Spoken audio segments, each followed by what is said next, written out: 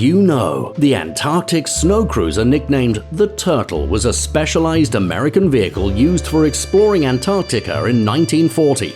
It was built to withstand extreme cold and rough terrain and was equipped with a kitchen, toilet, and sleeping quarters. It was a vehicle that captured the public's imagination and made sensational headlines. However, due to a rushed rollout and an embarrassing 3-week trek from Chicago to Boston, which was supposed to take 3 days, it moved way slower than predicted, getting stuck in mud for several days and causing major traffic jams wherever it went.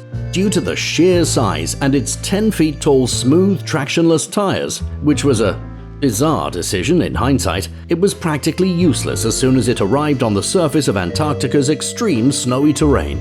Crew members resorted to driving backwards to get any sort of movement, which in turn caused it to move even slower before admitting defeat. It was permanently parked as a research lab and then abandoned.